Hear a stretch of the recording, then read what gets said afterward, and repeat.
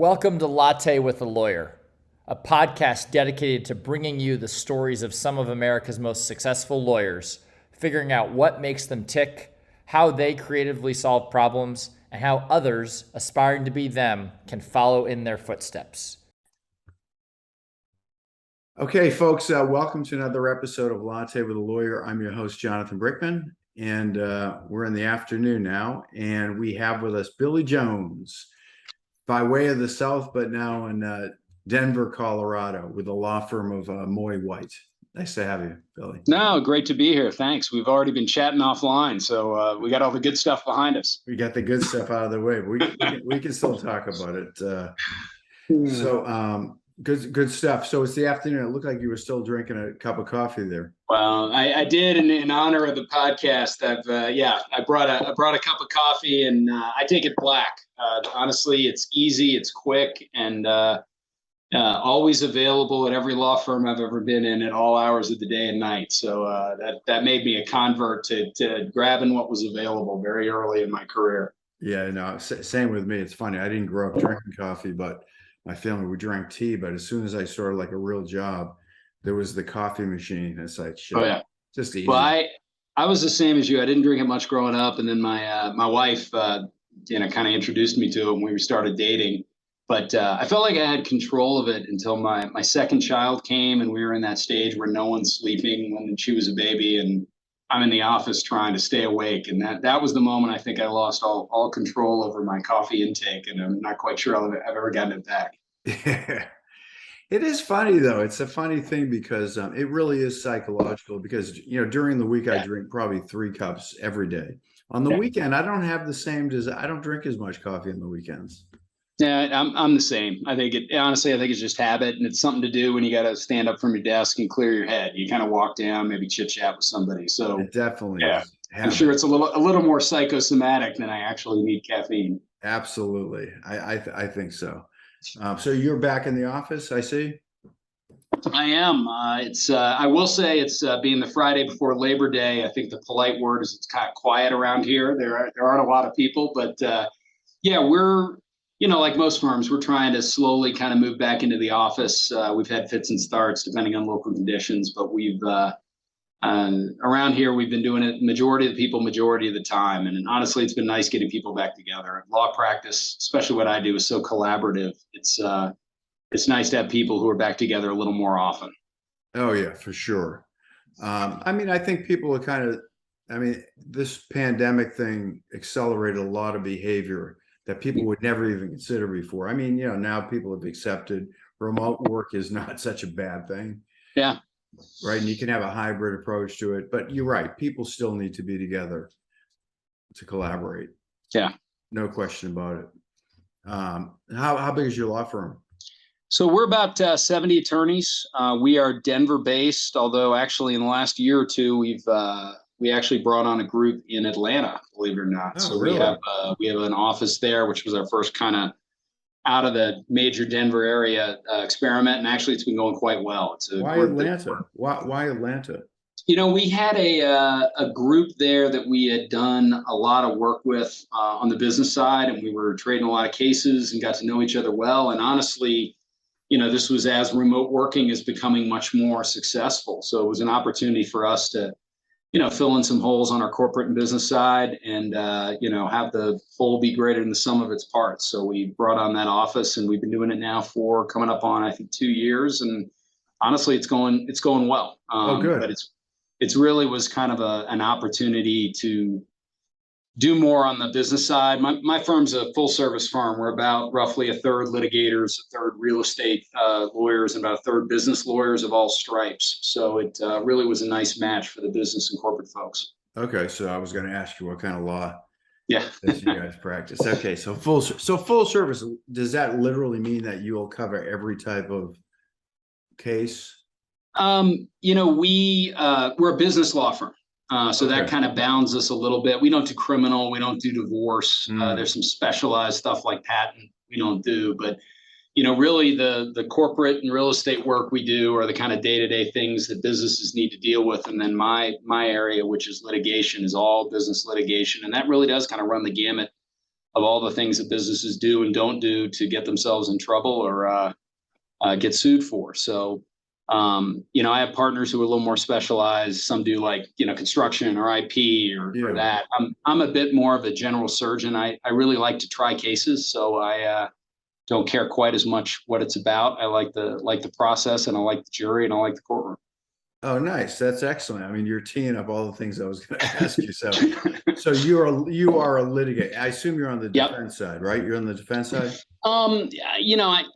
Honestly, there's much less distinction with what we do as to who's plaintiff and who's defense. It's not like insurance defense or employment work where there's a big divide because, truth be told, when there's a contract or a dispute between owners of the business and you're litigating over what the operating agreement means, sometimes you're the one suing, sometimes you're the one defending. Frankly, I prefer to be on the plaintiff side. I think it gives you a greater opportunity to control the action, push the case, and serve your client. So it's fun because it gives you a lot more opportunities. I mean, sometimes you're plaintiff, sometimes you're defendant, and you can use the tools available to you depending on where you want to go. Okay. Well, we were talking about basketball before, so it sounds like you like to play offense. You probably like to shoot the ball, maybe. Yeah. I wish I was better at it, or I might have played for a lot longer. I'd love to tell you I was one of those guys with a great handle and a great jump shot, but I'd be lying. I was a bang at the post guy. So that was about the extent of my skills. Oh, you must be a lot bigger than I can tell from sitting there.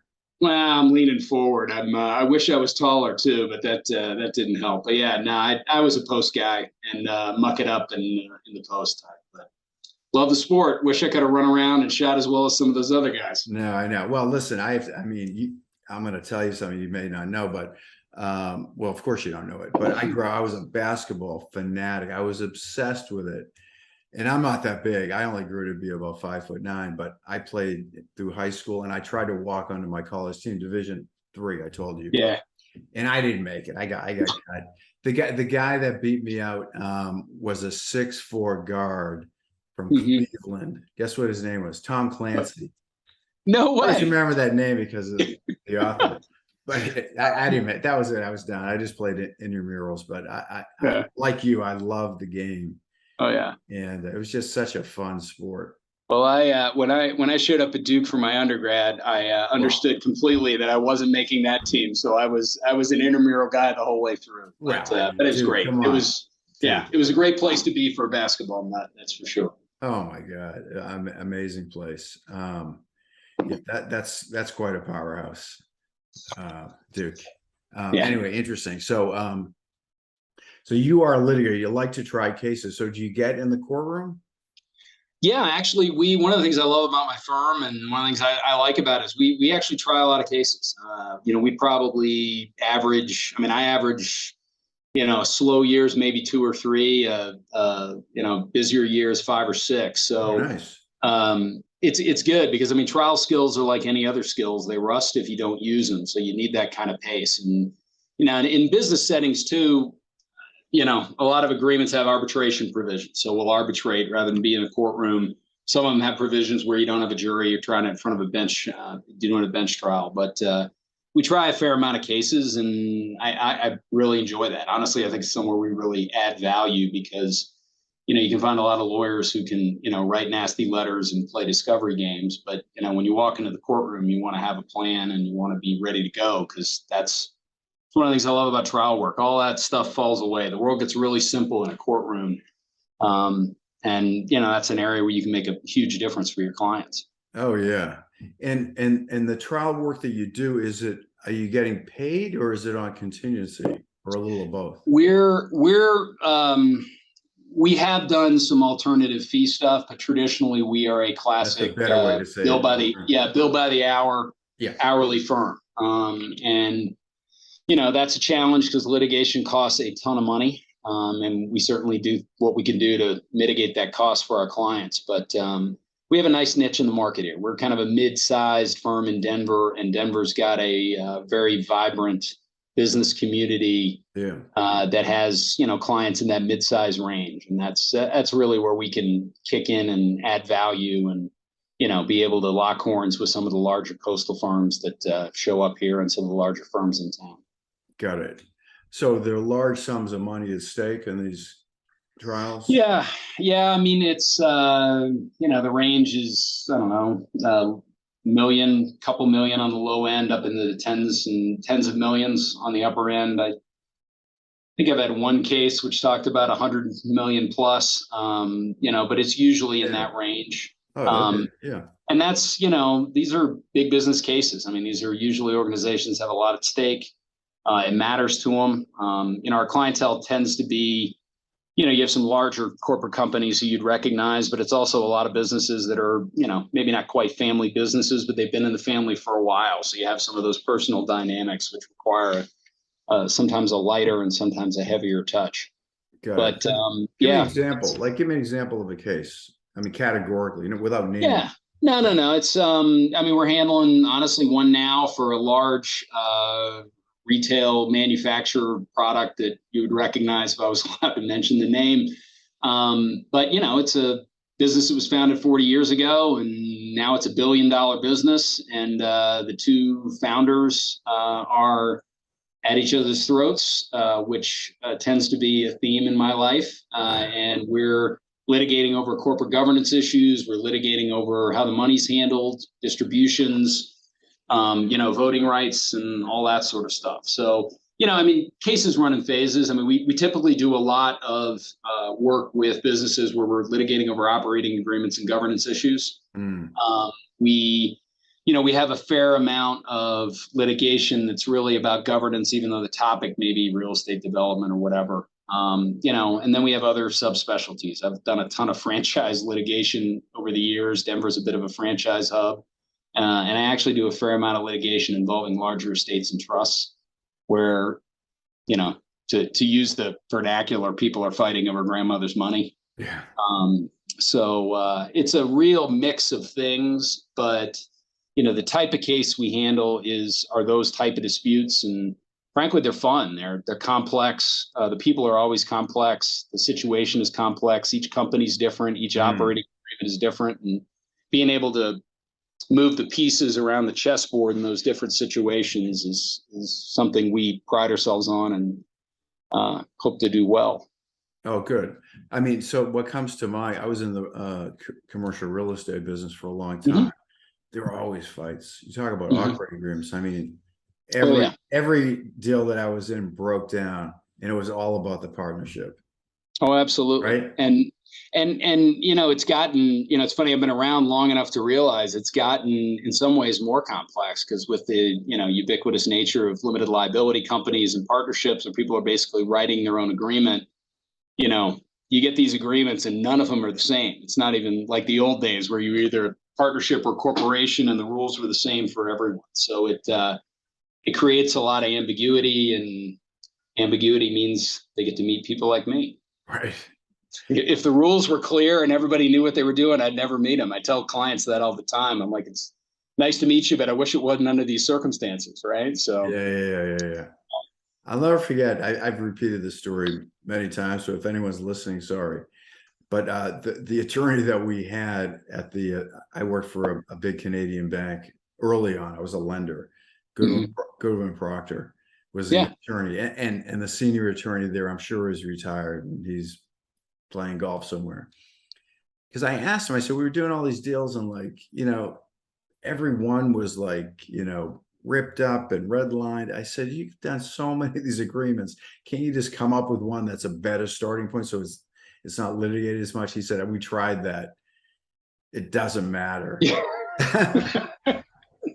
Right. I remember early in my career, I had a friend of mine who was actually a sports agent who needed a contract, and he came to me. I've probably been practicing 3 years.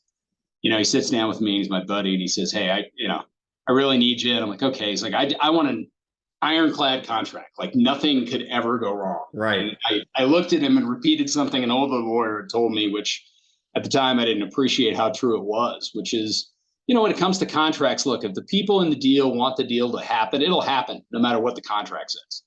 And honestly, if they don't want the deal to happen, it's not going to happen no matter what the contract says. And, a lot of what, ends up on the litigation side is just kind of dealing with pieces after it all blows up. And, understanding Yeah. that is one of the things that I think separates litigators from business guys. Yeah, you're a good business lawyer then, because again, similar advice he used to give me too. He said it's all about managing the risk, and you got to focus on really where the risk is. He said most of these contracts never really get activated, right? Yeah, very rarely, and yeah. so you're right. A lot of it's common sense, and you got to be very business minded to be a good corporate attorney. Well, and that's one of the things I actually love about being in my firm, because we're not just litigators. Issues pop up in cases, particularly complex commercial cases. Suddenly you got an IP issue, or there's some trademark thing that pops up, or God forbid there's a tax issue, which everyone kind of rolls their eyes out and pretends to understand, right? Yeah. But one of the nice things is I can walk down the hall and knock on one of my partner's doors who does specialize in that and say, hey, what's a section 219 or whatever it is. And Yep. that's a real advantage I think we have, and we try to leverage, because the specialties we have to do the substantive work dovetail with the kind of litigation we have. So we can usually be relatively creative in figuring out where to go, what the next step is, and how to structure a case to actually go to trial. And that's the most important thing about what we do, is from the moment the case walks in, we're thinking about trying it, because you have to. I mean, that's the only way to be prepared. That's the best way to be ready for settlement. That's the best way to prepare to have a creative solution, is to start thinking on day one about, what the first day of trial looks like. So what does that mean to you? How do you put yourself in the best position? What I tell younger lawyers when they're coming up is, the most important skill you can have as a litigator is how to count backwards and how to think backwards. There's a tendency, especially when you're started, you're like, okay, there's this schedule, I have discovery, I have deadlines, and you're just kind of, bipping along through the deadlines, which is fine. But those deadlines aren't how you win and lose a case. How you win and lose a case are, what is our theme? What is our narrative? What are we going to tell? What are the good facts? What are the bad facts? How we're going to deal with them? What's the argument we're going to make? How am I going to explain to a jury or a judge or an arbitrator what this case is about? And figuring out, okay, if I want to be in a position to have an expert say this at trial, I've got to have that opinion 3 months earlier. To have that opinion 3 months earlier, I got to be talking to the expert 3 months before that. And to give the expert what he needs, I have to get that document a month before that. And I think that's a real skill. And that's something that we try to do on all our trial teams, is think about where do we want to be when we walk into trial, and thinking backwards and counting backwards. What do we have to do to be in that position? The other thing is you really have to understand which case is. I'm one of those iconoclastic business litigators who actually really likes juries. A lot of my other business litigators will tell you, oh no, don't get in front of a jury, right? But I'm a big believer in juries. I think people tend to get it right, honestly. And the other thing is, no matter how complex your business is, if you can't explain it to some guy on an elevator in 3 sentences, then you need to think a little more about your case. And I think the discipline of thinking, okay, how do I explain this business in a way that anyone I meet can understand, can give you a real competitive advantage in the courtroom. Because, juries, I don't know, the way I think about it is this. I mean, think about the normal American. How many times a day does the normal American have someone try to sell them something? I mean, it's every commercial, it's every social media site, it's every day. I mean, people have a great BS meter. And if you can present your case in a way that you're not trying to manipulate, you're just giving it the straight skinny, you've got a good story, you've got a good why behind your case. I think juries tend to get it right. I prefer trying cases in front of juries, which makes me a little unusual for your garden variety business litigator. That's interesting. Well, a couple of things you said that are interesting, because I've heard other people say the same thing, that juries tend to get it right. Number one, simplify it so people can understand it. But my question to you is, how do you know how do you know that your story isn't going to be perceived as bullshit and it's going to be credible? There's there are a lot of things that we do and a lot of things that you can do to try to deal with that. I think the first is, and this goes just generally outside of the case in general, talk to a lot of people all the time. I mean, I love people. I love talking to people, but you get a sense for folks when you're in line at Starbucks. You get a sense for folks when you're chit-chatting in the grocery store about whatever. And that helps you kind of have a little more of a feel of who's going to be in your jury and what might sell. The other thing is roll it out. We do things all the time where we bring, for example, clients in to do witness prep, and we'll bring other folks in the firm, legal assistants, paralegals, the receptionist in, and have them sit there and listen to them for an hour. And then we chat with them and say, hey, what did you like? What didn't you like? And those things are incredibly valuable. Other firms, you can obviously be more, you can do jury consulting, do mock openings, and we do those sorts of things all the time. I think that helps, gives you a feel for whether, what you're selling will sell.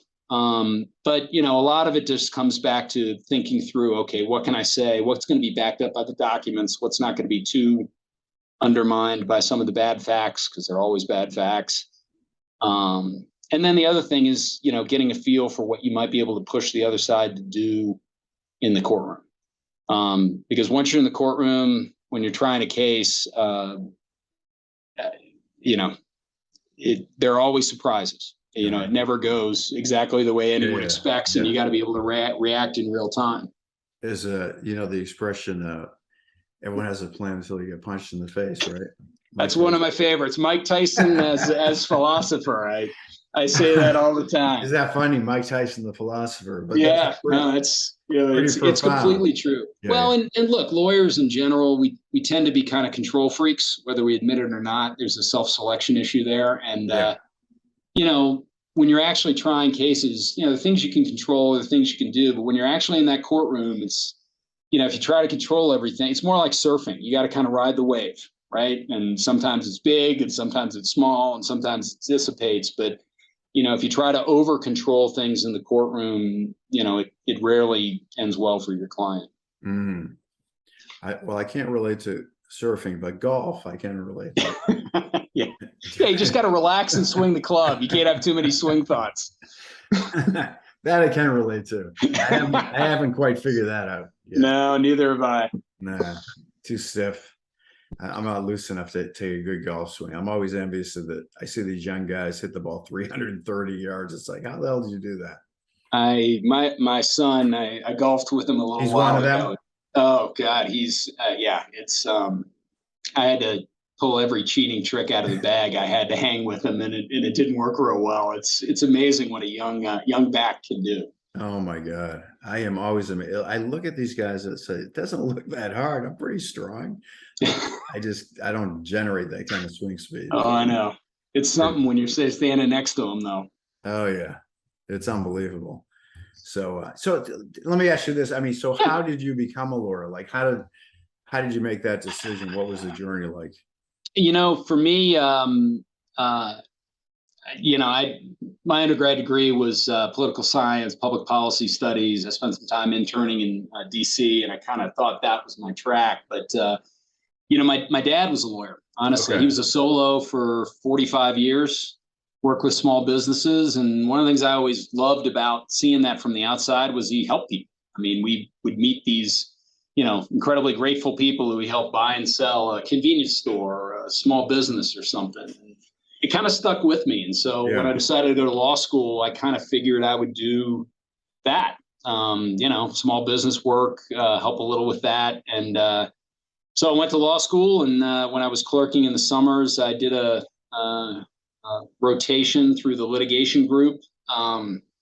And at the end of that 2 weeks, I went back and said, hey, can I do another one of those? So I was one of those that totally got bit by the litigation bug when I was clerking in the summer, and honestly never looked back. And it's funny, people kind of look at me funny when I say this, because, I'm one of those lawyers that sues people for a living. But, the truth of the matter is that's the same thing I'm doing now. You help people. I mean, Right. Most people, when they walk into my office, when they have this problem, they got a problem. They're in the middle of a lawsuit, or they're about to be in one. It's incredibly expensive. It's incredibly high stakes, and it matters. It matters to them. It matters to their business. And, That's what I do, honestly, is help people. And sometimes the best way I can help them is find a way out of the mess. Sometimes the best way I can help them is try to be creative about finding a solution, getting to a settlement, going to mediation, ADR, that kind of stuff. And, sometimes the best way I can help them is going to trial, trying their best case, and, hopefully prevailing at the end of the day. So it's a little bit of a different setting than my dad did it. But at the end of the day, it's ultimately what I'm doing every day. Got it. Well, that makes sense. And you had a good role model. Yeah, I did. And where'd you grow up? Richmond, Virginia. Born and raised. You're from Richmond. Okay. Yeah. Got it. So I was born and raised there, went to Duke and UVA, and then practiced for 6 years with a firm in Richmond called Williams Mullen, which I loved. And then my wife and I moved out to Denver in 2003. She was a California girl, and I think missed being a little bit out west. So we came, and it's been home ever since. I love it here. You get addicted to the sunshine, I'll tell you that. Oh, it's nice here. Actually, it's funny. I actually had a client years ago in Richmond, Scott Stringfellow. Oh, I know them well. I think you did. I actually, one of the firms I clerked with in the summer was a firm called Christian Barton. They used to be in Scott Stringfellow's building, so I know. Yeah. Okay. Yeah. Anyway, I used to laugh. There was one of the senior guys there. Again, I'm from the Northeast. I'm a Yankee, and he used the expression, "Oh, you're up there in high cotton country." And I lived in DC. What?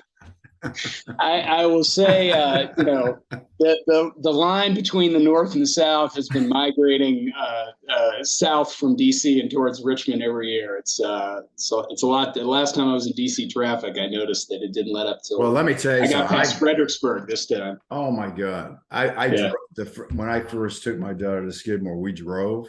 Yeah. Holy shit! As soon as you hit Richmond, forget it. Yeah. The traffic is just insane. Yeah. In Absolutely. fact, I can fly through the South. You go through all the southern state fast. As soon as you hit Richmond, it's like everything comes to a stop. Oh yeah. All the congestion going through there. Yeah. That's one thing that has not gotten better since I left the East Coast. Oh, I bet not. But Denver's getting pretty bad too. Yeah, it is. It's I was telling you offline before. I've been here long enough now that I'm getting to be like the natives, where I say, no, don't move to Denver. It's terrible here, and But no, honestly, we've been lucky. There's been a huge influx of people, and frankly, over the last economic ups and downs over the last 10, 15 years, we've been a little more insulated than a lot of other places, just because of the influx of people. And it's nice, but it does take far too long to get up into the mountains on a weekend. That's for sure. Oh yeah. No, I try to go out there once a year to go skiing. Actually, two years ago we went out there. I didn't think.